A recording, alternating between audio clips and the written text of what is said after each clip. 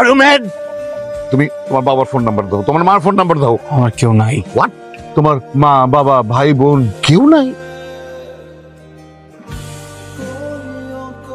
ঠিক আছে, তুমি এসব সাথে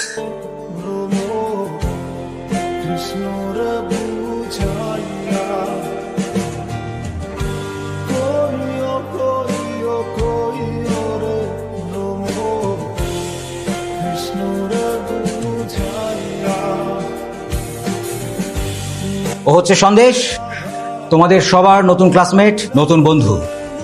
একটা ব্যাপার, তোমাদের মাঝে অনেকেই নতুন কেউ আসলে অনেক মজা করো, অনেক ঝামেলা করো। কাইন্ডলি ওর সাথে এমনটা করবে না, কারণ ওর ব্যাপারে কিন্তু ফ্যাকাল্টি হেড থেকে স্পেশাল মেনশন আছে। ওকে ফাইন, আজকে আমরা তাহলে এখন চলে যাই আমাদের টপিকে।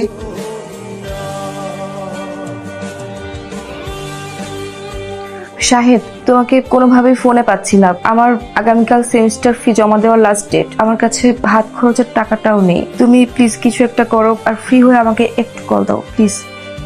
Sir sir please sir sir একটা সুযোগ দেন। আমার বাবা খুব অসুস্থ স্যার, বাড়ি থেকে এখনো টাকা পাঠায়নি। বাবার ট্রিটমেন্টে প্রচুর টাকা লাগছে স্যার। স্যার একটু বুঝেন স্যার, স্যার প্লিজ।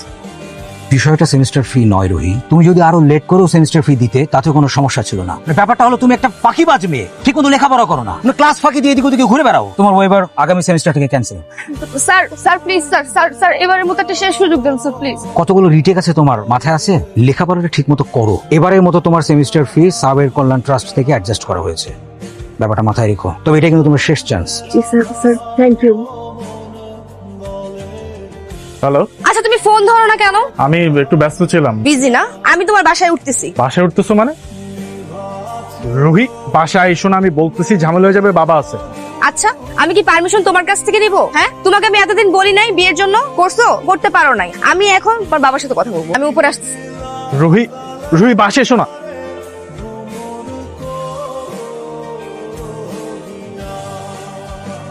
আঙ্কেল আসসালামু আলাইকুম। আলাইকুম, তুমি কে? আমি রুহি, শাহেদের ফ্রেন্ড। ও আচ্ছা, এসো এসো, বসো। আঙ্কেল আমি আসলে বসতে আসিনি, আপনার সাথে একটু গুরুত্বপূর্ণ কথা ছিল। কি কথা বলো? আমি আসলে শাহেদের ফ্রেন্ড না, গার্লফ্রেন্ড। ও আমাকে লাস্ট 1 বছর যাবত বিয়ের কথা বলে ঘুরাচ্ছে, বিয়ে করছে না। ইভেন 7 দিন যাবত আমি তাকে কোনো ফোনে পাচ্ছি না, সে আমার সাথে দেখা করছে না, কথা বলছে না। আমি ভাবলাম আপনার সাথে এসে ডিরেক্ট কথা বলি, সবকিছু ফয়সালা আপনার সামনে হোক। আপনি শাহেদকে একটু ডাকুন। শাহেদ, আমি এসব কি শুনছি? বাবা কুল ডাউন, আমি সব এক্সপ্লেন করছি। বাবা, ও আমার পরিচিত, ওর সাথে আমার রিলেশন ছিল, এন্ড একটা পর্যায়ে গিয়ে আমি ভাবছিলাম যে ওর সাথে আমার যায়। আই ওয়াজ রং বাবা। ও একটা গোল্ড ডিগার বাবা, ওর টাকা পয়সার লোভী। মুখ সামলে কথা বলো তুমি। কি মুখ সামনে কথা বল? কি বলতে চাও তুমি? কেন আসছো আমার বাসায়? কেন আসছে বোঝো না তুমি? তুমি বিয়ের কথা বলে কেন ঘোরাচ্ছ? বাবা, শি ওয়াজ ম্যারিড। আমি মানি ওর সাথে আমার রিলেশনশিপ ছিল, বাট আমি কোনোভাবেই জানতাম না বাবা রিলেশনশিপের আগে দ্যাট ও ম্যারিড ছিল। ওর হাজবেন্ডকে ডিভোর্স দিয়ে আসছে আমার কাছে। শাহেদ, আমি তোমার কাছে কখনো এটা আশা করিনি। আঙ্কেল, আঙ্কেল বিশ্বাস করুন, আমি লোভী না। হ্যাঁ, আমি যা করেছি সবকিছু ওকে ভালোবেসে করেছি। আমি ওকে ভালোবেসে আমার হাজবেন্ডকে আমি ডিভোর্স দিয়েছি। ও আমাকে প্রতিশ্রুতি দিয়েছিল ও আমাকে বিয়ে করবে। আমি শুরু থেকেই বুঝতে পেরেছি যে তুমি একটা অসভ্য ফ্যামিলি থেকে এসছো, না হলে এখানে এসে এইসব কথা বলতে না। সেকেন্ডলি, তোমার এত বড় সাহস হলো কি করে? তুমি বিয়ে করেছো, তারপরে আমার ছেলের সাথে সম্পর্ক করেছো। আপনার কি মনে হয় ভুলটা আমার একারই? হ্যাঁ, কারণ তোমার আগে বিয়ে হয়েছিল, তুমি তোমার স্বামীকে ঠকিয়েছো, প্রতারণা করেছো, এখন আমার ছেলের সাথে প্রতারণা করছো। আমি চাই না তোমার দিক থেকে আমার ছেলের সাথে কোনো প্রকার যোগাযোগ থাকবে। তুমি বের হয়ে যাও, যাও। শাহেদ, তুমি কিছু বলবে না? বলবো তো, জাস্ট ওয়েট 1 মিনিট। নাও, তোমার টাকার দরকার ছিল না, সেমিস্টার ফি দরকার ছিল না, নাও টাকা নাও, তোমার সেমিস্টার ফি নাও, নিয়ে এখান থেকে যাও, বেরিয়ে যাও আমার বাসা থেকে। আর কোনোদিন আমার বাসায় আসবে না, আমার সাথে যোগাযোগ পর্যন্ত করার চেষ্টা করবে না, যাও।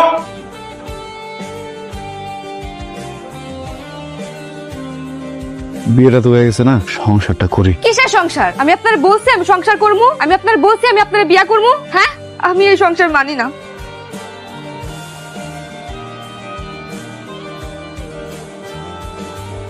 এই যে শোনেন, আমি সিদ্ধান্ত নিচ্ছি আমি ঢাকায় গিয়ে পরীক্ষা দিব।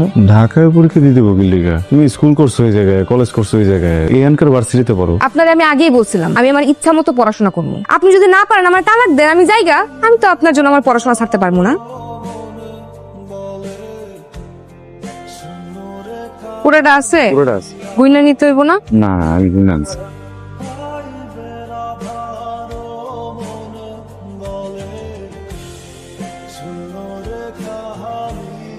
আসসালামু আলাইকুম স্যার। ওয়ালাইকুম আসসালাম। স্যার আমি রেডি হচ্ছি, অফিসে আসতেছি। আজ থেকে আপনাকে আর কাজে আসতে হবে না। জি স্যার। স্যার কি বলছেন? কেন? আমি কি করেছি? আমাদের এখানে আসলে সভ্য মানুষের জন্য চাকরির ব্যবস্থা আছে। কি মনে হয় গতকাল একটি বাড়িতে গিয়ে সিনক্রেট করে এসেছেন, ওখান থেকে ফোন এসেছে, আপনি যে ধরনের ঘটনা ঘটিয়ে এসেছেন, তারপর আপনার এই চাকরিটা আসলে we are really sorry. Sir sir sir একবার বোঝার চেষ্টা করুন স্যার, আমার জবটা খুব দরকার স্যার, আমার ভার্সিটিতেও প্রবলেম চলছে স্যার, একটু বোঝার চেষ্টা করুন। Hello hello sir.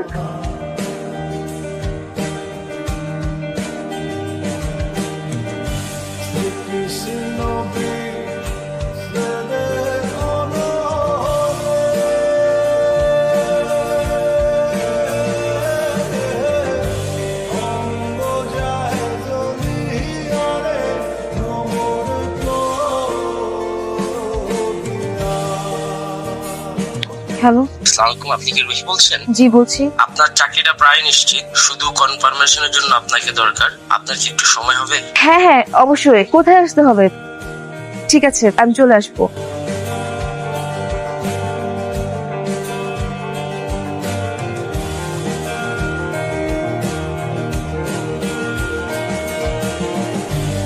সন্দেশ, আমি তোমাকে এখানে দেখে খুব খুশি হয়েছি।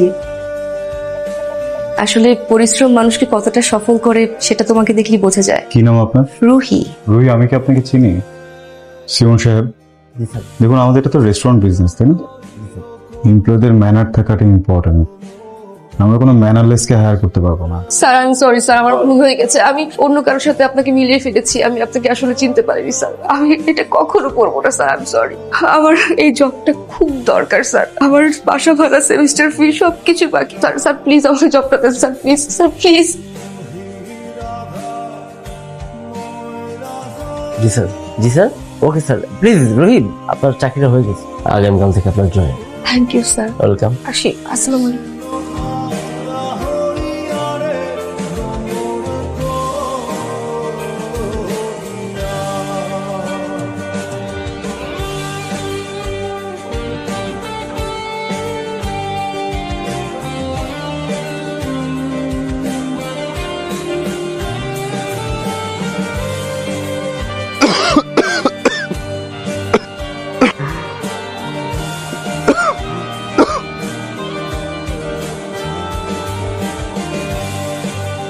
আচ্ছা রোহি, তুমি কি আমাদের স্যারকে আগে থেকেই চিনো? না মানে ওই দিন তোমার কথাবার্তা শুনে মনে হচ্ছে যে তুমি স্যারকে আগে থেকেই চিনো। হ্যাঁ আমি ওনাকে আগে থেকে চিনি, উনি আমার ক্লাসমেট, আমরা একই ভার্সিটিতে পড়ি, একই ক্যাম্পাসে আছি। আর উনি যে আসলে এই রেস্টুরেন্টের মালিক এটা আমি জানতাম না। আমরাও আসলে জানতাম না, স্যার তো দেশে বাইরে ছিলেন, 6 মাস হয়েছে উনি দেশে আসছেন। আমার বাবার আরো অনেক বিজনেস আছে, সবকিছু স্যারই দেখাশোনা করে। এই স্যার আসছেন। এই কাগজটার মধ্যে একটা সাইন দেবে।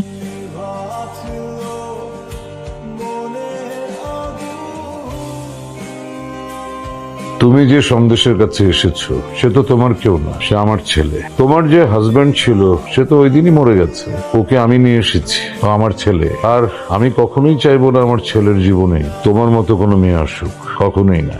আঙ্কেল আমি অনেক বড় ভুল করেছি, সন্দেশের মতো ছেলেকে আসলে আমি দূরে ঠেলে দিয়েছি, অবহেলা করেছি, আমি কাজটা ঠিক করিনি, আমি আমার সব ভুল বুঝতে পেরেছি আঙ্কেল। আপনি আপনি প্লিজ একটু সন্দেশকে। সন্দেশ,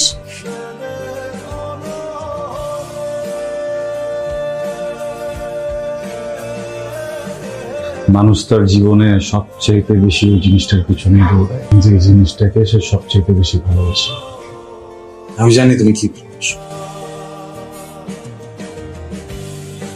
তোমার ভালোবাসার জিনিস আর কোনোদিন নিজের চেহারাটা আমরা দেখতাম।